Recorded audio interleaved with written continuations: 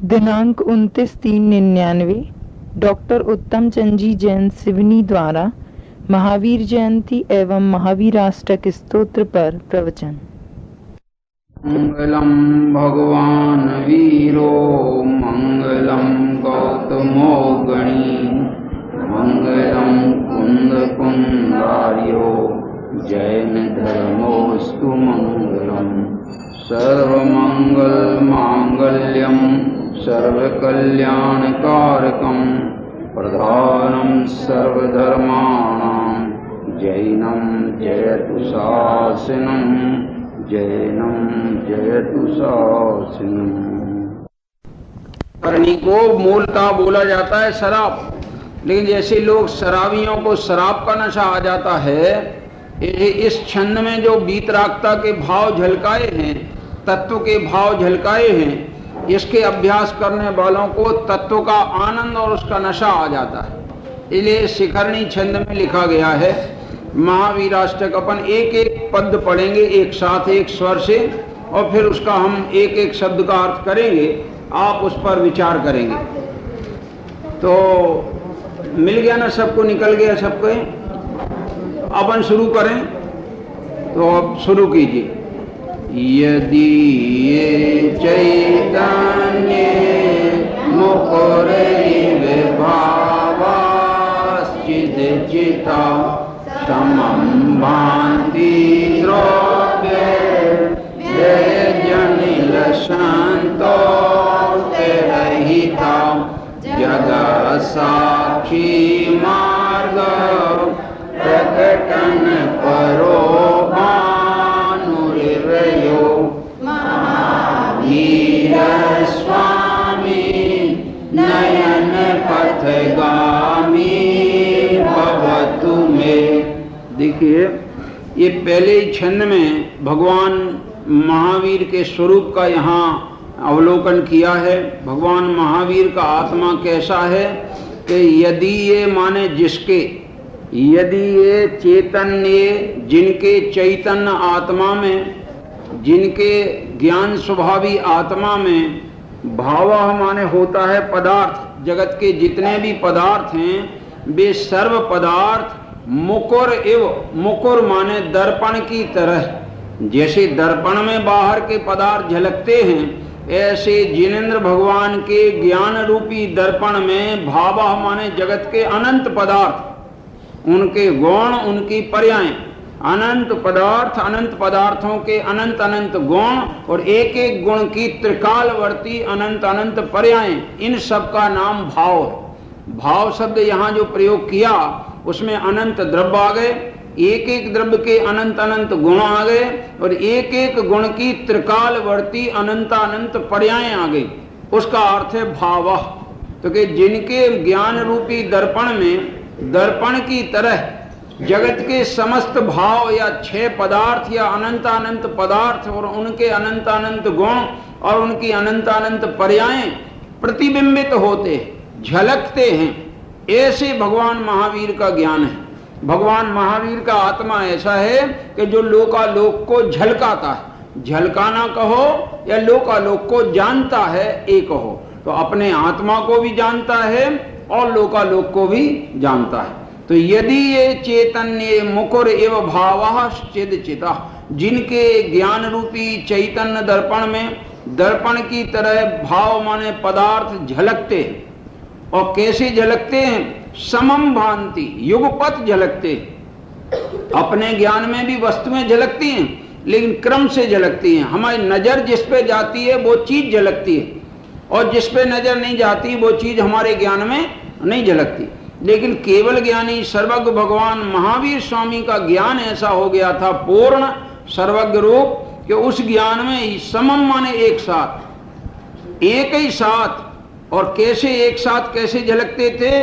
प्रत्येक द्रव्य में जो उत्पाद तुम्हारे से द्रव्य पाया जाता है वो द्रव्य गुण सहित, उत्पाद और व्यय सहित, यानी उत्पाद व्यय वाली पर्यायें और द्रव्य दशा उसकी, ऐसी तीनों ही गुण संयुक्त, तीनों लक्षणों सहित समस्त द्रव्य और उनके अंत रहिता इतनी पर्यायें झलकती हैं उनके ज्ञान में प्रत्येक द्रव्य की कि उन पर्यायों का कहीं भी अंत नहीं।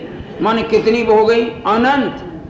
सर्व द्रव्यों की अनंत पर्याय केवल ज्ञानी जानते हैं। हमारे आत्मा की भी अनंती पर्याय केवल ज्ञानी का आत्मा जानता है। महावीर स्वामी हमारी अनंती पर्याय जानते हैं। ये विचार करो कि महावीर स्वामी के ज्ञान में वस्तुएं झलकती हैं, पर महावीर स्वामी का आत्मा, उनका ज्ञान पर वस्तुओं का कुछ भला बुरा नहीं करता।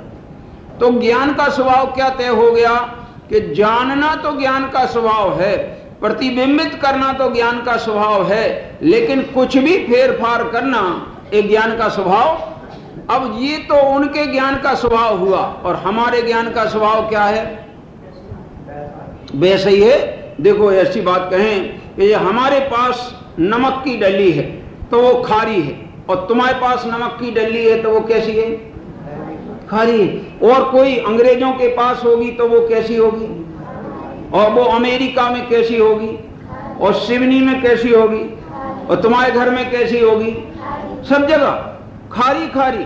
क्या करे? वस्तु में जो स्वभाव होता है वो सर्वत्र तीन लोक तीन काल में एक से ही होता है। तो आत्मा का स्वभाव जानना देखना है सर्वज्ञ भगवान के आत्मा का, तो हमारे आत्मा का स्वभाव कैसा है?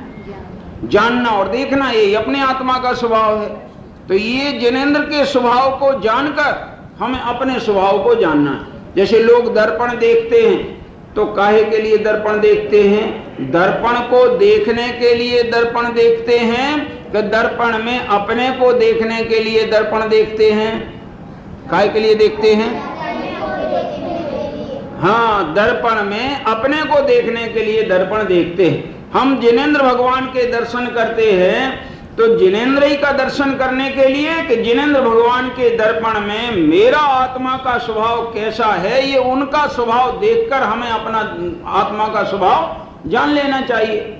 इसके लिए हम उनका दर्शन करते हैं। तो हमें पहली पंक्ति से पता लग गया कि उनका स्वभाव तो दर्पण की भांति समस्त पदार्थों को जानने देखने वाला है, झलकाने वाला है।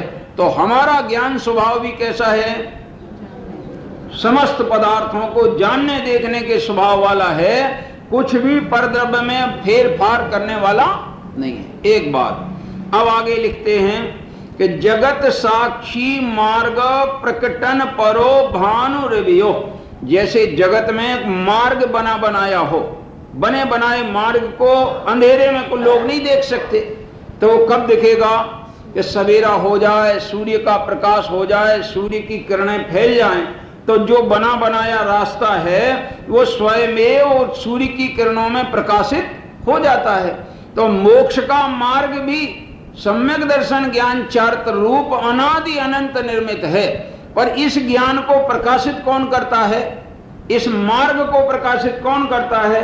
केवल ज्ञान रूपी सूर्य अपनी दिव्य ध्वनि रूपी किरणों के द्वारा वस्तु स्वरूप दर्शा करके सम्यक दर्शन ज्ञान चारित्र रूप मोक्ष के मार्ग को प्रगट प्रकाशन करते हैं। ये सूर्य के प्रकाश में हर चीजें स्पष्ट दिख जाती हैं और अंधेरे में नहीं दिखती, ऐसे जिनवाणी के प्रकाश में, केवल ज्ञानी की दिव्य ध्वनि के प्रकाश में जगत के सर्व पदार्थ स्पष्ट प्रतिभाषित होते हैं। महावीर स्वामी नयन पथगामी भवतु में, ऐसे भगवान महावीर कि जिनके ज्ञान रूपी दर्पण में सर्व पदार्थ युगपत झलकते हैं, अंत रहित झलकते हैं, जिनका ज्ञान सूर्य की तरह है कि जैसे सूर्य जगत का अंधकार मिटाकर वस्तुओं को ज्यों का त्यों प्रकाशित करता है, महावीर स्वामी का ज्ञान भी, उनकी दिव्य ध्वनि भी वस्तु स्वरूप को ज्यों का त्यों प्रकाशित करती है। ऐसे भगवान महावीर स्वामी नयन पथगामी भवतु में, मेरे नयनों के पथगामी बने। क्या अर्थ निकला इसका? नयन पथगामी बने का अर्थ क्या? हमारी नजरें जाएं कहीं पर हमारी नजरों में एक ही बसा रहे। कौन बसा रहे? भगवान महावीर। समझ में है कि नहीं?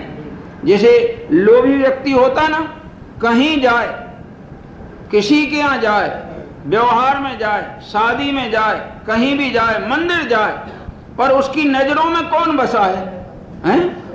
पैसा।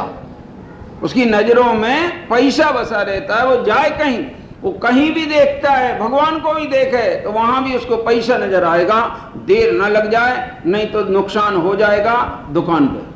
ऐसे नहीं तो क्या दिख रहा है? पैसा दिख रहा है। यहां हमें क्या दिखना चाहिए? निरंतर हमारी नजरों में महावीर स्वामी दिखना चाहिए। उसका अर्थ ये निकला कि हमारी नजरों में निरंतर वीतरागता और सम्यक ज्ञान बसा रहना चाहिए। वीतरागता और सम्यक ज्ञान अगर अपने नजरों से ओझल होता है तो समझो पतन का मार्ग तुरंत प्रारंभ होता है। और वीतरागता और सम्यक ज्ञान अपने ज्ञान में बसा रहता है, नजरों में बसा रहता है, तो मार्ग हमें सूझता चला जाता है और हम मंजिल के समीप चले जाते हैं। इसलिए पहले पद में ये कहा कि मेरे नयनों के पथगामी आप बने। बल्कि मेरा ख्याल है अपन ने जो आज पूजन पढ़ी थी उसमें भी इसी प्रकार का भाव आया था अंत में कि वो तुम्हारे से वीर स्वामी नयन, हाँ, उसी के अंतर्गत यही भाव व्यक्त किया है डॉक्टर साहब ने। उसमें भी यही पंक्तियां आई हैं कि भगवान महावीर मेरे नजरों में बसें और बेवर्धमान महान जिन बिचरे हमारे, देखो लिखा ना, ध्यान कहो, नजर कहो, उपयोग कहो, एक ही बात है। वे हमारे ध्यान में विचरण करें, ये शब्द आया था ना। अब देखिए दूसरा पद पढ़ते हैं जिसमें उनका स्वरूप कैसा है भगवान का। ये स्वरूप समझकर ये निर्णय कर लेना कि ऐसा स्वरूप जिनमें हो वे तो भगवान हैं, और जिनमें ऐसा स्वरूप नहीं है वे भगवान नहीं। अब दूसरा पद पढ़ दे। अताम्रम यचक्षो कमलयुगलं इंद्रहितं जनान् कोपापायं प्रकटयति वाप्यन्तरमपि स्फुटं मूर्तिर्यस्य प्रशमितमयी वाति विमला महावीर स्वामी नयन पथगामी भवतु मे।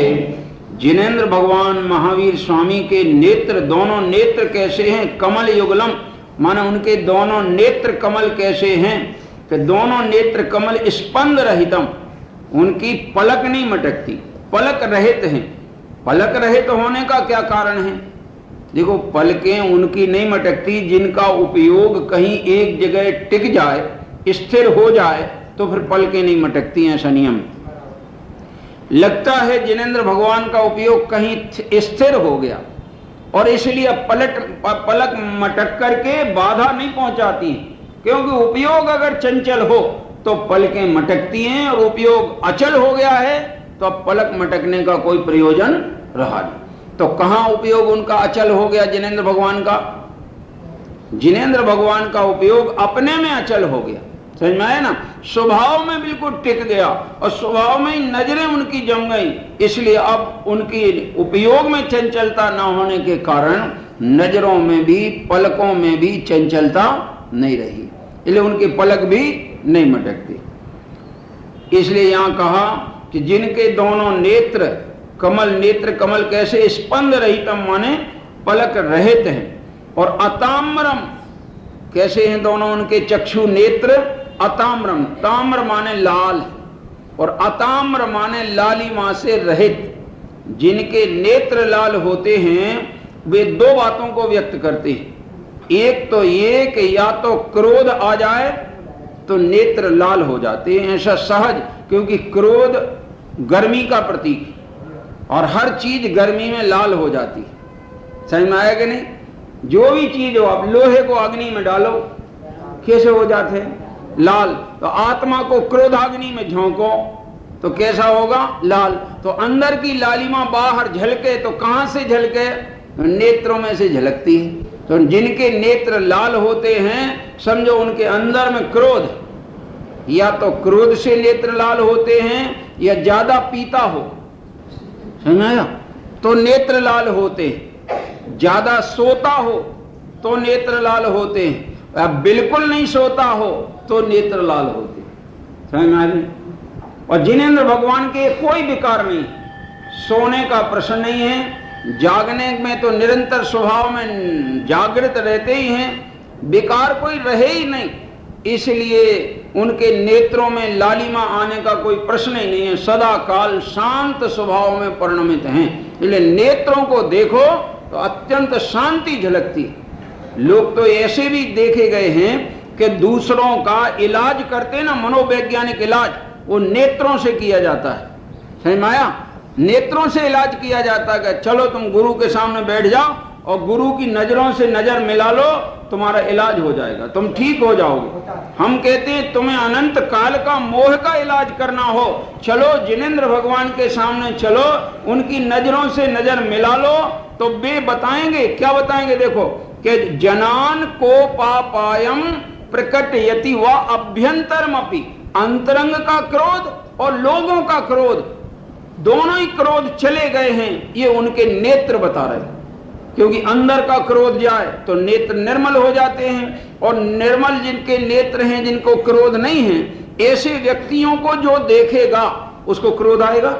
देखो, क्रोधी को देखकर क्रोध आता है, हंसने वाले को देखकर हंसी आती है, शांत मुद्रा को देखकर शांति आएगी।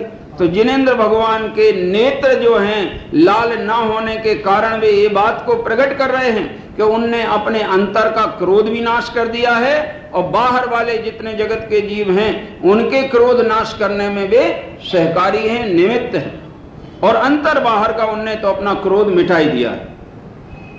स्फुटम मूर्तिर यस्य प्रशमित मयी वाति बिमला, अथवा जिनेंद्र भगवान की जो मूर्ति माने छवि है वो कैसी है? प्रशमित, मन बिल्कुल शांत मुद्रा है, बिल्कुल उस मुद्रा में दूसरा कोई विकारी भाव झलक नहीं सकता, शांति के सिवाय अशांति का लेश नहीं, हंसी नहीं है, कोई खेद नहीं है, शोक नहीं है, भय नहीं है, जुगुप्सा नहीं है, 18 प्रकार के दोष नहीं, मात्र शांत दशा उनकी वृत्ति। ऐसी प्रशमितमयी वाति बिमला, वाति बिमला माने अथवा कि उनकी जो छवि है वो अत्यंत निर्मल, अति निर्मल, अति विमल शब्द को कहते वा अति बिमला। जिनेंद्र भगवान की छवि अत्यंत निर्मल है। ऐसे जिनेंद्र भगवान महावीर स्वामी मेरे नेत्रों में निरंतर बसे, मन मैं उनकी वीतराग छवि को कभी न भूलूं। जैसे माता अपने इकलौते बेटे को कभी नहीं भूलती और हमेशा काम करते हुए भी याद रखती है, तो उससे निरंतर मोह की पुष्टि करके पाप बांधती। ऐसे सम्यक ज्ञानी जीव निरंतर वीतरागी जिनेंद्र को अपने ज्ञान और ध्यान में रखता है तो निरंतर पाप से बचा रहता है, पुण्यबंध करता है। और वही सम्यक ज्ञानी जब अपने ज्ञायक स्वभाव को निरंतर दृष्टि में बसा के अन्य विकल्पों को छोड़ देता है तो धर्म प्रकट होता है और कर्मों का नाश होता है। अब तीसरा पद अपन पढ़ें, देखो। नमन्ना केंद्राली मुकुट मणि बाजाल जटिलम दशरथ पादाम्बोज द्वयमेह यदीयं तनुभृतां ज्वाला शान्तै प्रभवति जलं वा स्मृतमपि महावीर स्वामी नयन पथगामी भवतु मे। नमन्ना केंद्राली मुकुट मणि भाजाल जटिलम, जो उनके सामने देवता जो नमन करते हैं उनकी मुकुटों की मणियां और उनकी मणियों से निकलने वाली आभा, और कहना चाहिए जाल माने उन भा माने किरणों का, जाल माने समूह, अत्यंत जटिल हो जाता है। जटिल हो जाना माने मिक्स हो जाता है, क्योंकि उनकी मणियों का की किरण और यहाँ नखों, जिनेंद्र भगवान के नाखूनों से निकलने वाली किरणों की, दोनों का किरणों का मिलाप हो जाने के कारण वे जटिलपना उनमें प्रकट हो जाता है। ऐसा लगता है कि ये जो जिनेंद्र के नक्शे निकलने वाली किरणें हैं, उससे जो उनके मस्तक में लगे हुए मुकुट के मणि हैं वे ज्यादा सुशोभित होने लगे। तो इससे एक बात सिद्ध हुई कि जिनेंद्र भगवान के चरणों से निकलने वाली किरणों से जब मुकुटमणि ज्यादा महिमा को प्राप्त होती है, यानी जड़ किरणों से जड़ की महिमा बढ़ जाती है, तो चैतन्य भगवान आत्मा में वीतरागता और सम्यक ज्ञान की किरणें भरी पड़ी हैं। अगर वे किरणों का स्वरूप अपन को अंदर में पकड़ में आ जाए तो अपने आत्मा की महिमा कैसे नहीं बढ़ेगी। जड़ से जड़ की महिमा बढ़ती है तो चेतन से चेतन की महिमा बढ़ती है। जड़ दीपक से जड़ अंधकार नष्ट होता है तो चैतन्य दीपक से चैतन्य का अंधकार नष्ट होता है। देखिए, ऐसे झुकते हुए जो इंद्र आदि हैं, उनकी मुकुटों की मणियां, उनमें किरणों का समूह अपने आप मिश्रित हो जाता है, जटिल लगता है। लसत माने दिखाई देता है, सुशोभित होता है। पादाम्भोजो द्वयमेह यदीयम तनुभृताम, तनुभृताम माने देहधारियों को ऐसा प्रतीत होता है कि उनके चरणों में झुकने से मानो उनकी मुकुट मणियां अत्यधिक सुशोभित हो रही। भवज्ज्वाला शांत्यई प्रभवति जलमवा स्मृतमपि, अथवा ऐसा लगता है कि जिनेंद्र भगवान के चरण कमल कुछ शांत करने वाले हैं। वो क्या शांत करेंगे? भवज्वाला, सारे जगत के जीव संसार की ताप में, भव की ज्वाला में जल रहे हैं। उस ज्वाला को अगर कोई दुनिया में शांत कर सकता है तो जिनेंद्र भगवान के चरण कमलों का, कहना चाहिए उनमें से झलकने वाली वीतरागता का जल, शांति रूपी जल, वो ही इस ज्वाला को शांत कर सकता है। आज का बड़ा विचित्र संयोग कहना होगा कि आज ईद का दिन और आज महावीर जयंती का दिन। शायद ऐसा संयोग कभी नहीं बना होगा। एक जगत को देखो, जमीन आसमान का अंतर। एक तो वे के प्राणी मात्र को भी बचाने का जिन्होंने उपदेश दिया, किसी भी प्राणी का हमारे द्वारा घात न हो, क्योंकि हम अपना घात किसी के द्वारा नहीं चाहते, तो हम भी किसी का घात न करें। ऐसा नहीं। तो एक तो ये धर्म कि जहां प्राणी मात्र की हिंसा से बचना और अपने स्वभाव को पहचान कर अपने स्वभाव में लगना, एक तो ये धर्म। और एक एक औरों को मारो तो धर्म हो, बहुत अंतर है। इसलिए ये सब बातें जिनेवाणी के सानिध्य में आके समझेंगे तो ख्याल में आएंगी, और जिनेंद्र के मार्ग सिवाय कोई दुनिया में श्रेष्ठ मार्ग जगत में नजर आएगी। तो संसार रूपी ज्वाला को भी शांत करना हो तो जिनेंद्र भगवान के जो कहना चाहिए छवि है, शांत मुद्रा है, या उनके चरण कमल हैं, वे ही भव ज्वाला को शांत करने में सक्षम है, जल की भांति। महावीर स्वामी नयन पथगामी भवतु, ऐसे भगवान महावीर मेरे नयन में, नेत्रों में निरंतर बसे रहें। अब चौथा पद, यदर्चा भावेन प्रमुदित मनाद दुर्हि क्षणादासी स्वर्गी गुण गण समृद्धा सुख निधि लवन्ते सद्भक्ता शिव सुख समाजम किनु तदा महावीर स्वामी नयन पथगामी भवतु में। देखो क्या लिखा है इसमें चौथे पद में कि यद अर्चा भावेन, जिन जिनेंद्र भगवान की भावपूर्वक अगर अर्चना की जाए, पूजा की जाए, भक्ति की जाए, स्तुति की जाए, स्मरण किया जाए, नमन किया जाए, समझ में आया? तो यदर्चा भावेन प्रमुदित मना, अरे जिस प्रसन्न चित्त से ये मेंढक ने भी जिनेंद्र भगवान की अर्चना की। दरदुर कहते हैं मेंढक को, दरदुर संस्कृत में मेंढक को कहते हैं। इस जगत में मेंढक ने जिनेंद्र भगवान की प्रसन्न चित्त से अर्चना की तो फल क्या मिला? क्षणात माने क्षण भर में, आसीत माने हो गया, स्वर्गी कौन हो गया? स्वर्ग का वासी बन गया, देव बन गया। था त्रिंच पर्याय में और बन गया है देव पर्याय वाला। कि एक सेठ थे जिन्होंने नियम लिया था सामायिक का कि पानी तब लेंगे कि जब सामायिक पूरी हो जाएगी, और बेचारे प्यासे मरे तो उसी घर की बावड़ी में भी मेंढक हुए। और वो मेंढक जब विपलाचल पर्वत पर महावीर का सम्मोषण आया तो उसके मन में भी ये भाव आया कि मैं भी जिनेंद्र भगवान के दर्शन करने जाऊं। इस भावना को लेके जब वो जा रहा था दर्शन करने तो श्रेणिक राजा के हाथी के पैर के नीचे दबा, पर भावनाएं काय की चल रही थी? जिनेंद्र भक्ति की। वो जिनेंद्र भक्ति की भावना का फल ये हुआ कि जब दबा उसी क्षण में देवायु का आश्रय हो गया और देवगति में तुरंत जाके जन्म लिया। और तुरंत देखो वो भावना पूरी नहीं हुई थी तो देवगति में जाके पूरी हुई और देव बन के तुरंत जाके समोशरण में पहुंच गया। तो सर्व देवताओं के मुकुट अलग ढंग के थे, तो उस देवता उसके मुकुट में उसका चित्र था। हाँ, ध्वजा में जहां भी समझो तो लोगों ने कहा ये तो थोड़ा अलग से दिख रहा है, क्या बात है, ये चित्र क्यों है? तो पता लगा कि पूर्व भाव में मेंढक की पर्याय में था और जिनेंद्र भक्ति का भाव लेके पूर्ण नहीं कर पाया तो भक्ति भाव से देवायु बांधी और देवगति में आके समोषण में शामिल हुआ और फिर जिनेंद्र की साक्षात दिव्य ध्वनि रूपी अमृत को ग्रहण किया। तो लिखा इन्होंने क्षणात क्षण भर में आसीत स्वर्गी, स्वर्गी माने देवता बन जाता है, गुण गण समृद्धा सुख निधि, और सब प्रकार की जहां बाह्य सुख का समृद्धि वहां उपलब्ध है ऐसी सुख समृद्धि से देवता बन जाता है।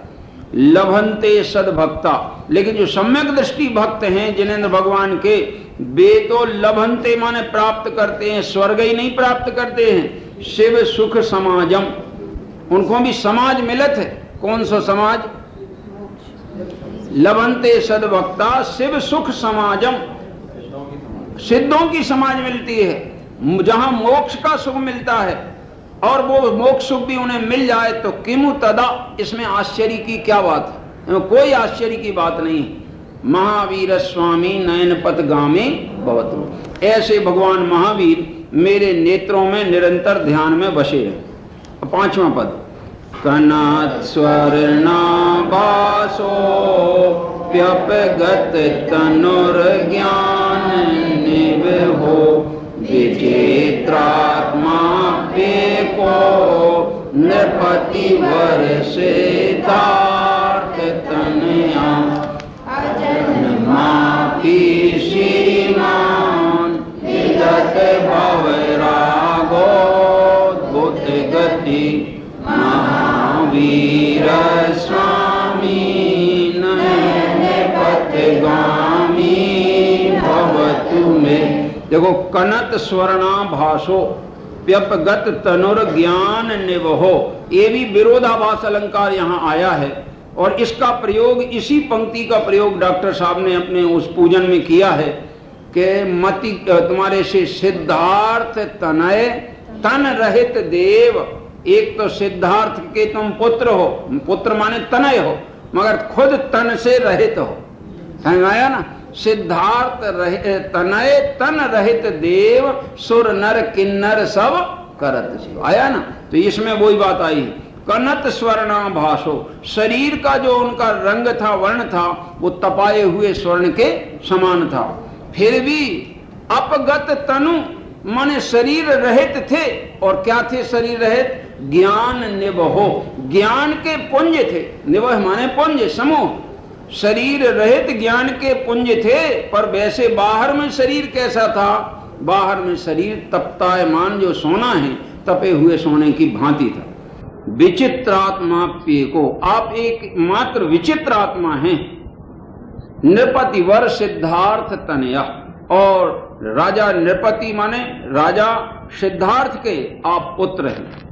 अजन्मापि श्रीमान, यद्यपि आप कैसे हैं? अजन्मा, क्योंकि आपके आत्मा को किसी ने जन्म नहीं दिया। सिद्धार्थ ने भी आपके आत्मा को जन्म नहीं दिया, सिद्धार्थ ने आपके शरीर को तो जन्म दिया होगा जो संबंध है, पर आत्मा को जन्म नहीं दिया। इसलिए अजन्मापि श्रीमान, श्रीमान माने लक्ष्मी सहित, अंतरंग चतुष्टय लक्ष्मी सहित हो।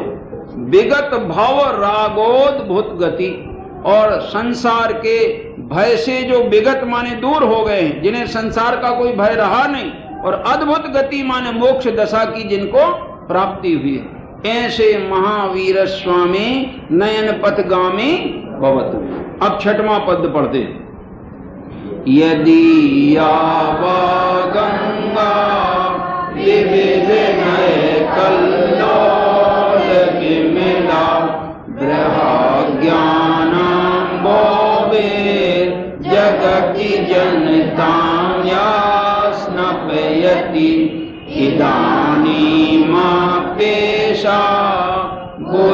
नयन मरालय परिचिता महावीर स्वामी नयन पथगामी भवतु मे।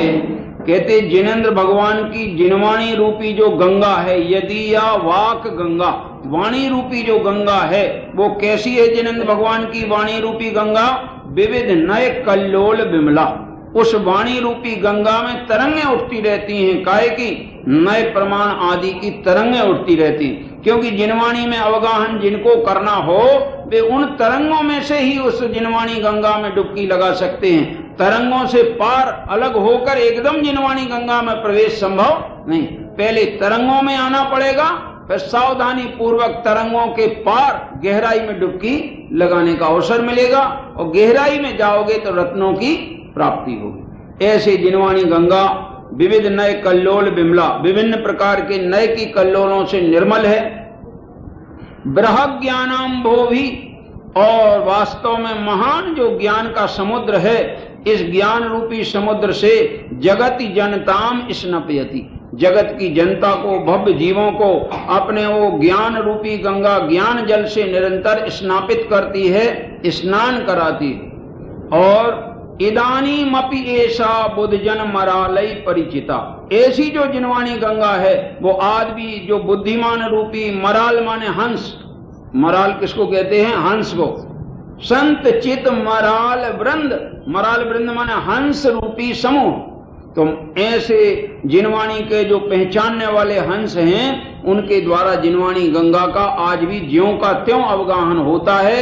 और वे जिनवाणी गंगा में नहाकर मालूम क्या करते हैं? अगर बगुला डुबकी लगाए तो एक तो बगला कभी भी मान सरोवर में डुबकी नहीं लगाने जाता, वो दल सागर में लगाता है।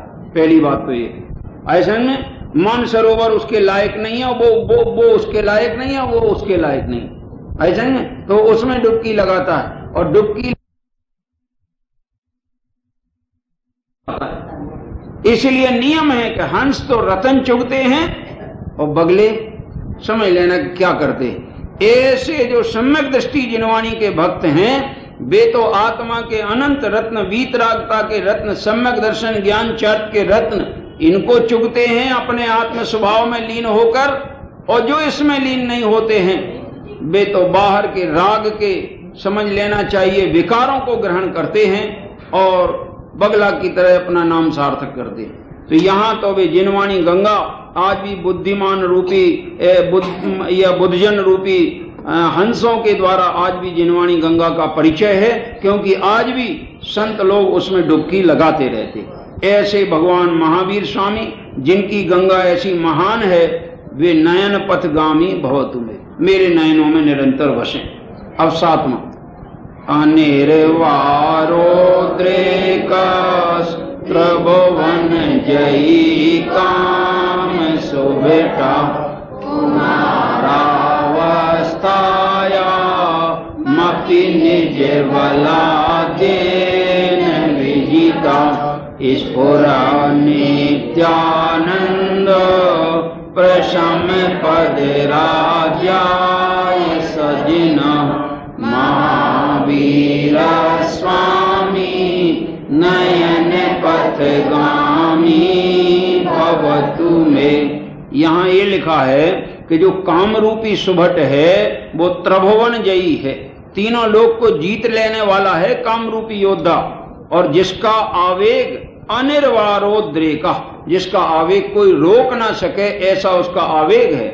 ऐसे सुभट को भी कुमारावस्थायाम, महावीर स्वामी ने शादी नहीं कराई, आपको मालूम हो, कुमार अवस्था में ही कामदेव को जीत लिया। कुमारावस्थायाम मपि निज बलाद्येन विजिता, काय से जीता? निज बल से। देखो एक बात और है, बाहर के भी शत्रु जीतना हो तो दूसरों की हिम्मत से नहीं जीते जाते, और अंतर के शत्रु जीतना हो तो बिल्कुल कोई की हिम्मत से नहीं जीते जाते। सारी हिम्मत निज की चाहिए तो शत्रुओं को जीता जा सकता है, अगर निज की हिम्मत ना हो तो शत्रुओं को जीतना संभव नहीं है। इसलिए यहाँ कहते हैं अपना कुमार अवस्था में निज बल से उन काम रूपी शत्रु को जीत लिया, और स्फुरन नित्यानंद प्रशम पद राज्याय सजिना, जिन्होंने अपना नित्य आनंद स्वभाव को प्रकट कर लिया है कि जिसमें प्रशम पद का राज्य मिल जाता है, ऐसे प्रशम पद के राज्य पाने के लिए उन्होंने अपने निज आत्मा के आनंद को प्रकट किया है, कामदेव को जीत लिया है। ऐसे वे महावीर जिनेंद्र हैं, मैं उनको नमस्कार करता हूं और वे मेरे नयनों में निरंतर बसे। ये अंतिम पद आ रहा है इसका। महामोहातंका प्रशमन पराकस्मिद्विषं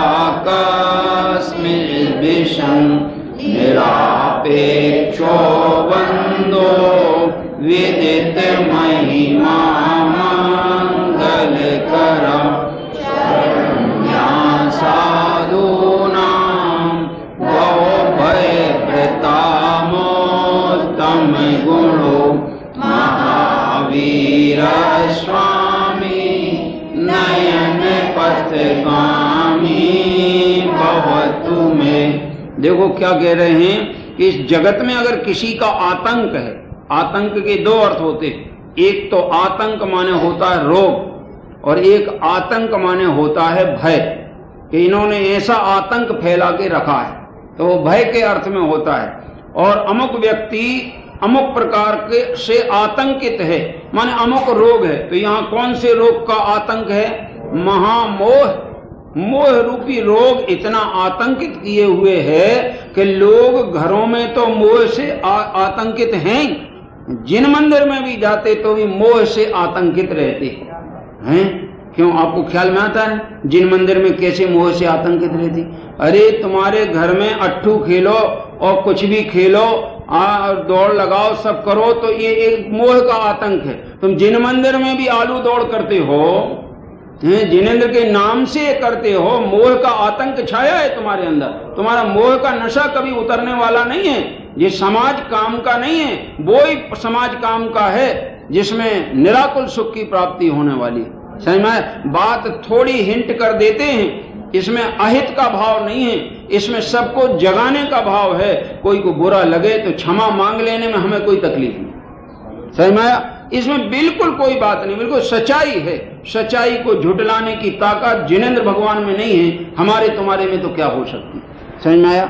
सच्चाई तो स्वीकार करना पड़ेगी, आज नहीं तो कल, अनंत काल बाद। जब भी चतुर्गति परिभ्रमण करने के बाद जब थक जाओ संसार से, तो सच्चाई को स्वीकार कर लेना, भाव अताप मिट जाएगा और मोक्ष के मार्ग में लग जाओ। समझ में आया? अब देखो वापस, महामोह का आतंक फैला है, उसे कोई शांत अगर करने वाला वैद्य है, भिषक माने वैद्य, और कोई साधारण वैद्य नहीं, परा माने उत्कृष्ट, उत्कृष्ट, कस्मिक माने कोई बिरला ही वैद्य है, और वो महावीर स्वामी ऐसे ही वैद्य हैं जो महामोह के आतंक को भी नाश कर देते हैं, प्रशमन अत्यंत शांत कर देते हैं। और निरापेक्षो बंधु, वे सारे जगत के भाई की तरह हितकारी हैं। बंधु हमेशा बंधु का हितकारी होता है, ऐसा इनमें भाई का हितकारी होता है। अगर दुश्मनी भी हो जाए और कभी संकट आ जाए तो दुश्मन भाई से ही सलाह लेना, वो तुम्हारा अहित नहीं करेगा। बोलो क्या कहना? भाई में ऐसा गुण हुआ करता है। तो यहाँ क्या कहते हैं? निरापेक्षो बंधु, इनको तो जगत से कोई अपेक्षा नहीं है, फिर भी जगत के हित करने की भावना से जगत के बंधु है। निरापेक्षो बंधु विदित महिमा मंगल करा, और जिनकी महिमा सारे जगत में प्रसिद्ध है कि ये मंगल करने वाले हैं, आनंद करने वाले हैं, सुख देने वाले हैं। शरण्या साधु नाम, अगर साधुओं को कोई की शरण है तो महावीर भगवान जिनेंद्र भगवान की शरण है। भव भय भृताम उत्तम गुणों, और जो भव भय से भयभीत हैं उनके लिए अगर उत्तम गुणों का खजाना कहीं है, जिनेंद्र भगवान, ऐसे भगवान महावीर स्वामी नयन पथगामी भवतु में भी लिखा है, नहा भी लिखा है, दोनों ही रूप चलते हैं संस्कृत में। मे माने मेरा, नह माने मेरा, मेरे नेत्रों में निरंतर बसे।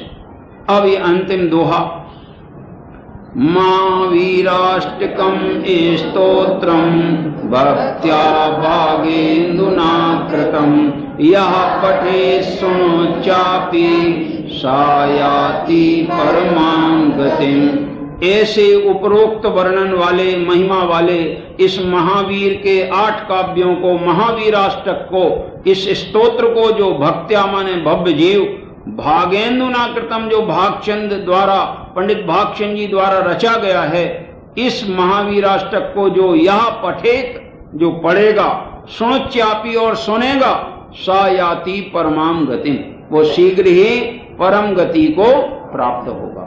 ऐसा भगवान महावीर का आज जन्मोत्सव, वैसे तो जन्म मनाने लायक नहीं था, मनाने लायक होता ही नहीं, अपन भले बर्थडे मनाते हैं, सारा मोह का नाटक है। जिनेंद्र भगवान का बर्थडे इसलिए मनाया जाता है कि मोह को नाश करने वाले का जन्मदिन है, समझ में आया। और इसलिए इसके मनाने वालों को इसलिए जन्मदिन मनाना चाहिए कि अब हम जन्म मरण को बुरा मान के धारण नहीं करेंगे, नाश करेंगे, इसके लिए महावीर का जन्मदिन मनाते। तो आज अपन ने महावीराष्टक का अर्थ पढ़ा और ये बात अपन ने यहीं समाप्त की।